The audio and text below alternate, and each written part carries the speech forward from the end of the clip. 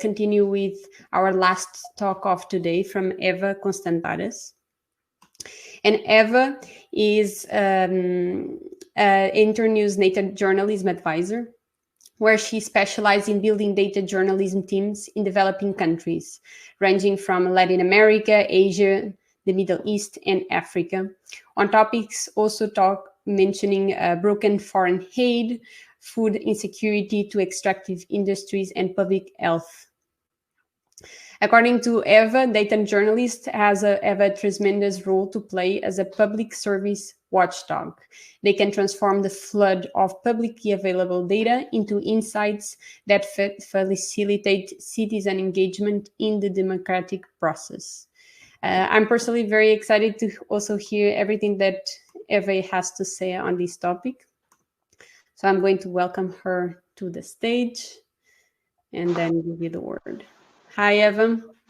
Hello, thank you for the invitation and the very generous introduction. Thank you, Eva. It's a pleasure. So now, if you want to share your screen first, and then I'll completely give you the word. Great. I think we can already see it now. Perfect. So feel free to talk about your mission and how exactly you're playing a role in this social impact world. I'm going to just turn off my video, but I'll be always watching your presentation in background. Great. Well, welcome everyone. And as Anna mentioned, my background really is in harnessing data science to get more higher quality information to citizens. And I'm really excited to be having this talk right now, sort of in this moment in history in 2020. And that's because I think globally we're realizing that the audience that we're talking about is sort of inundated with a flood of misinformation, disinformation, distorted facts, information that's been distorted by social media, by populist leaders. And I think that they're aware that data is in that mix, but they really don't know how to find it or whether to trust it. So what I think we really see is a really big opportunity that citizens do want more accountability reporting, but they want it to be presented in a way that is compelling and convincing to them. So for the first time in a long time, I think we see a lot of demand on the part of citizens for really high quality data-driven news and information, at least more so than I have seen in the 10 years I've been working in this space. But what we see is that there's really a skills gap within the media. So they don't have they don't have the skills to follow a research methodology. They can't do the data analysis, and they don't have the storytelling and data visualization skills to really be able to get accountability reporting to citizens. And there were kind of a lot of ineffective attempts to close that skills gap. So you saw a lot of things like, the open data community would hold boot camps or hackathons to try to teach journalists data skills. And we realized, as this audience knows, it takes more than a week to learn data skills. So instead of those approaches, what I've really been trying to work on is how do we teach journalists data research methods? How do we provide a really robust training environment and mentoring process to get them the skills that they need? But what we realize is that it's still not enough. So there's this whole other side of the equation that I think the data journalism community is starting to realize, and that's that we can't fill the data gaps on our own. We're really facing a challenge with finding data that's in a good, easily usable format. A lot of the data we receive is not standardized, and journalists are not sure of the quality of the data that they receive. And I think that's really when this community comes into play. So what we've seen is different data journalism spaces experimenting with working with data scientists and civil society to set up data hubs that are updated with current health, education, policy information that makes really good raw materials for data-driven journalism stories. We see closer collaboration with transparency NGOs and other NGOs that are doing data work, climate scientists, to really build up the supply of quality data so that journalists with the skills can get that information to citizens. So I want to show you a little bit about what that kind of looks like generally. So what does it look like when journalists work with data scientists? I think what you might immediately think of is examples like this. So this is a team in Kenya that we worked with climate scientists to basically to model how much it would cost to scale a food security program in the poorest region of Kenya. So we worked with climate scientists to develop a model to figure out how we would scale these pilot food sustainability programs.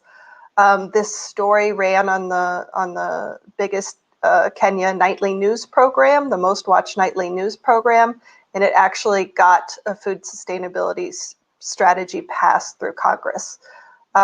So sometimes collaboration with data scientists looks like this, and this is fantastic. Sometimes it also looks like this, and also in Kenya, where we worked with data scientists to model how much counties should actually be spending on healthcare per citizen based on disease burden, and then we compared that to their budget cuts to show which counties were really cutting too much based on the model for how much healthcare really costs for citizens.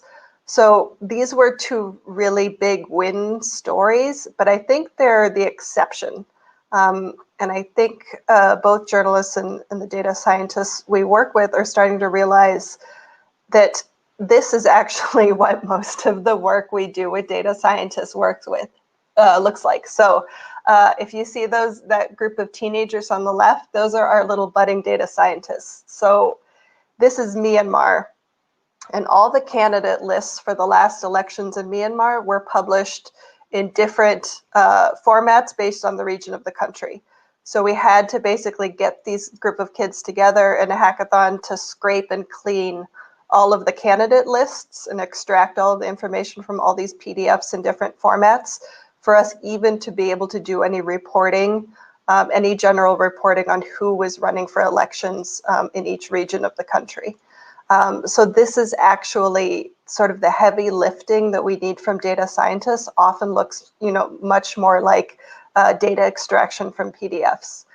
And this is actually a realization that I think we're realizing that a lot of governments are sort of buying into the idea of open data, but they're doing a lot of open washing. So the data is in theory available, but it's in very, very inconvenient formats that often prevent us from doing any really high quality data reporting. So Jonathan Stray, actually, he's one of the most famous data journalism professors in the US. He tweeted about this a few days ago, basically saying that if you want to use AI to help journalists, we really do need better methods for extracting data from forms. And Jonathan is talking about in the US, he's talking about in English. When you start to get to other countries and text that's encoded in different formats, it gets even more complicated. So I just want to give you a few examples, again, just from stories this week that we have put on hold because we can't get past this issue of formatting. So one of my journalists that I'm working with in Jordan found on the Ministry of Education's website that they actually have made public fairly in-depth profiles of every school, every public school in Jordan. This would be a fantastic way to do an analysis of school quality and resource distribution in Jordan. Unfortunately, we're not able to scrape these PDFs because of encoding issues. It would require, a data scientist to help us figure out some sort of entity extraction methodology to be able to work with this data and put together some kind of education dashboard and be able to do analysis on this data. A very similar situation with a group we're working with in Cambodia. The Ministry of Education has, again, you can look up school level data in Cambodia and look at their budgets. You can look at their staffing. You can look at their education results.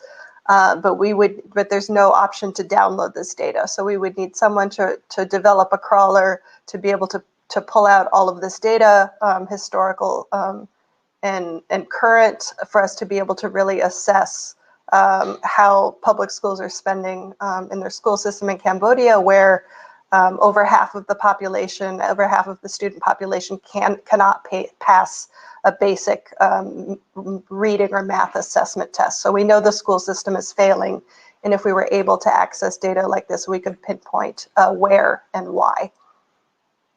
So those are just a couple of examples of where we would need this kind of help.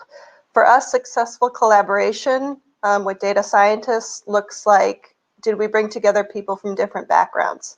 Did citizens care about the story? Was there an impact on the government? And finally, did we actually get paid to do quality reporting? So again, if anyone is interested in doing AI as applied to journalism, data wrangling is really a huge issue, a huge challenge we face. If you are interested in doing work like this, there are several avenues. The data journalism community in many cities is organized under groups like Hacks Hackers, Journo Coders, School of Data. These are all groups that are always looking for data scientists to help them with projects. Also feel free to reach out to me on Twitter if one of the projects drew your attention, or if you just want to learn more about how data scientists can really help enhance data stories, so that we can really fill that information needs gap that we see more and more arising with citizens today. Thank you, and I think I'm just over time. Apologies, but I would love to answer any questions if you have them. Perfect. First of all, I really wanted to thank you for joining us. From my point of view, this topic of data journalism is really critical right now, because when we talk about, obviously there is a team that is producing the insights, but for you to use those insights in order for people to change behaviors, I would really say that it's really important, the storytelling, what do people feel when they read about this information? How can you tell the stories in a way that they actually change their minds for good or for bad? I just have one question, and actually it's one from the stage, and it says, in academia, a common complaint, and the question is also in the backstage link, in case you want to read it at the same time. In academia, a common complaint when we communicate with journalists is that fundamentally our goals mismatch, since researchers see accuracy as a paramount, but journalists are focused more on the angle of communication.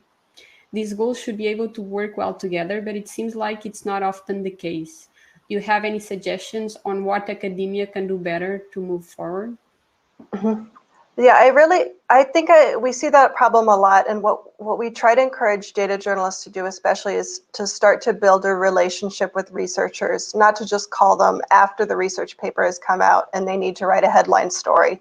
You know, all they're looking for is a headline. What we really encourage data journalists to do is become involved in the research process from the beginning, and then hopefully sort of develop a hypothesis and line of inquiry together, so that it reflects both the academics, priority for accuracy, but it also has a strong public interest angle that, as you said, that we can tell the story in a compelling way, that we can bring in characters to accurately represent the findings, but really, to ensure that they have an angle that really is an issue that citizens should understand and want to understand. All right. So basically, instead of seeing communications as only the last outcome, only the destination, it should be a permanent collaboration between, okay, we are doing a research, let's talk with the communication experts to understand what the population would want to know about this information. How can we use it in a smart way? How can we ask the questions so that we get then the answers?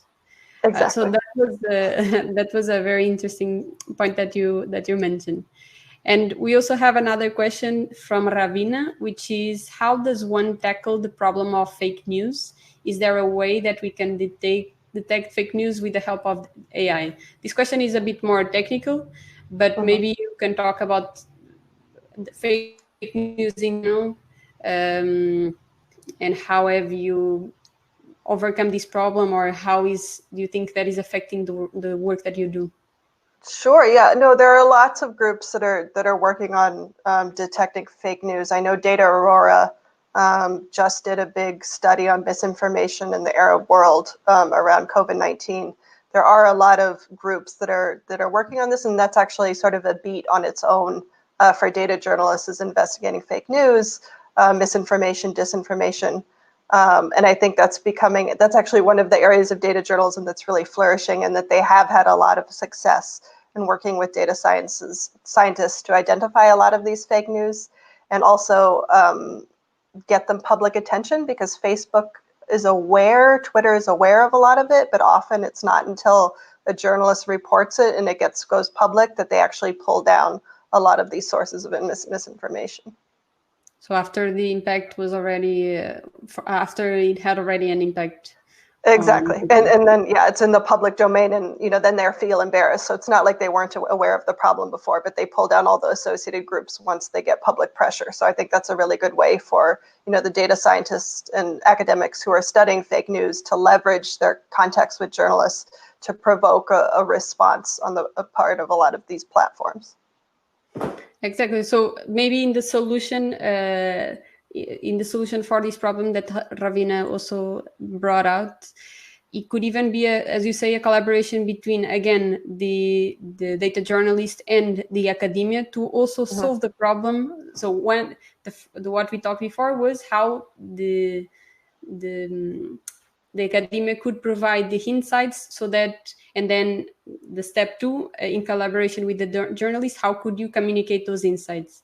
Here it could even be the other way around. So how the data journalists help the researchers to understand how communication works, and how together they can fight against the fake news.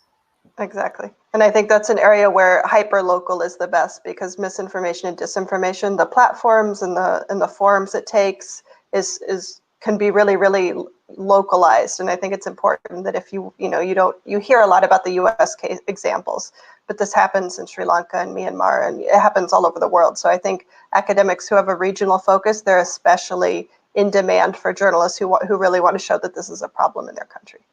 So the ones that know exactly how a specific system in a country, whether developed and in development, whatever it is, but the ones that actually know the problem in the full view. In the local context, exactly what the information ecosystem really looks like in their context. Perfect.